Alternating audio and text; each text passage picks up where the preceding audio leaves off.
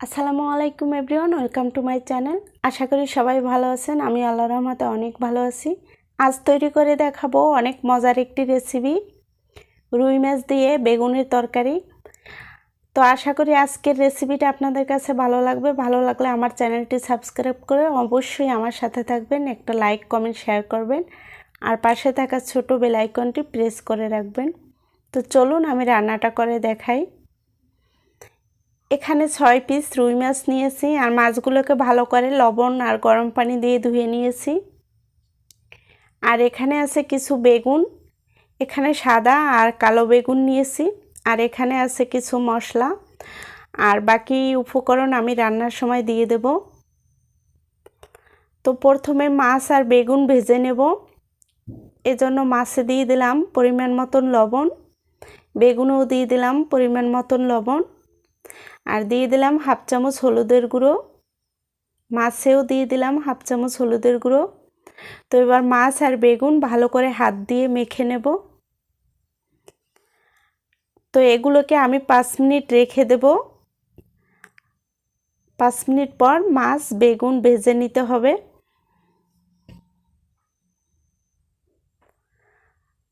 তো এখানে মাছ ভাজার জন্য একটা ফ্রাই প্যান বসিয়ে দিলাম, আর দিয়ে দিলাম 2 টেবিল চামচ সয়াবিন তেল। তেলটা যখন গরম হবে ঠিক তখন মাছগুলো দিয়ে ভেজে নিতে হবে। তো এবার আমি একটা একটা করে সব মাছ দিয়ে ভেজে নেব। তেলটা দেখা যায় অনেক ভালো করে গরম করে নিয়ে মাছগুলো ভেজে নিলে মাছের অনেক সুন্দর একটা ব্রাউন কালার আসে, আর মাছটা খুব কড়াকড়িভাবে ভাজা হয়। তো এক সাইড যখন ভাজা হবে আমি অন্য সাইডও ভেজে নেব। তো মাছগুলো দেখেন অনেক সুন্দর একটা কালার হয়েছে, খুব সুন্দর একটা ব্রাউন কালার হয়েছে।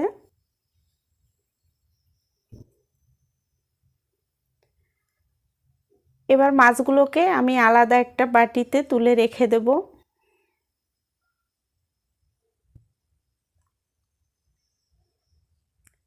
একই ফ্রাই প্যানে আমি আবার 1 টেবিল চামচ সয়াবিন তেল দিয়ে দিলাম। এবার দিয়ে দিলাম বেগুন, বেগুনগুলোকে একটু ভেজে নেব। বেগুনগুলো একটু ভেজে তারপর মাছ দিয়ে রান্না করলে অনেক স্বাদ হয় খেতে। তো বেগুনগুলো ভাজা হয়ে গেছে, এগুলো আমি আলাদা একটা বাটিতে রেখে দেব। এবার তরকারিটা রান্না করার জন্য দিয়ে দিলাম 2 টেবিল চামচ সয়াবিন তেল, আর তেলটা গরম হলে এবার দিয়ে দিলাম এখানে 3 টেবিল চামচ পেঁয়াজ কুচি। পেঁয়াজটাকে একটু ভালো করে ভেজে নেব। দিয়ে দিলাম কয়েকটা কাঁচামরিচ।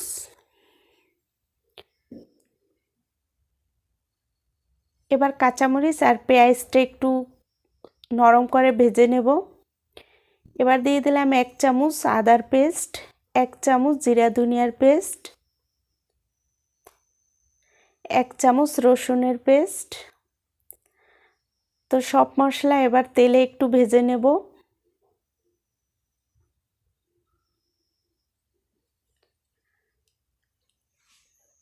দিয়ে দিলাম সামান্য পানি মশলাটা কষানোর জন্য।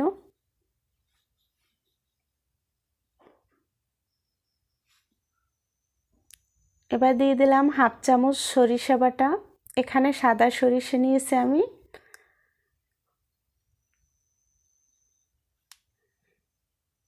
দিয়ে দিলাম হাফ চামচ হলুদের গুঁড়ো, 1 চামচ শুকনো মরিচের গুঁড়ো।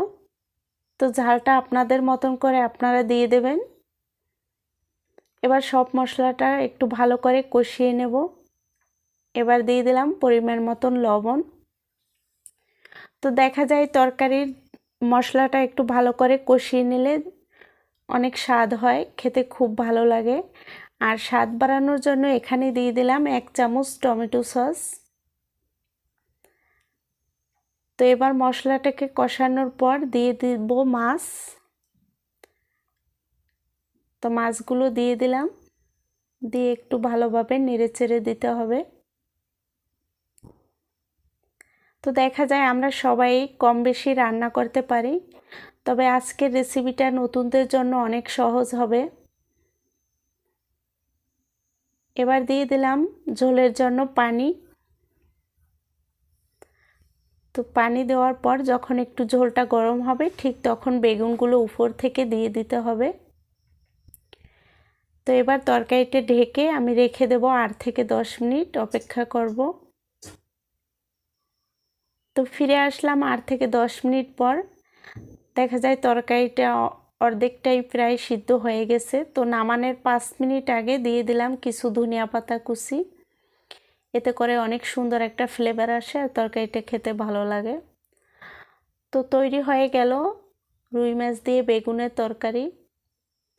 আশা করি আপনাদের কাছে অনেক ভালো লাগবে। তো ভিডিওটি দেখার জন্য ধন্যবাদ।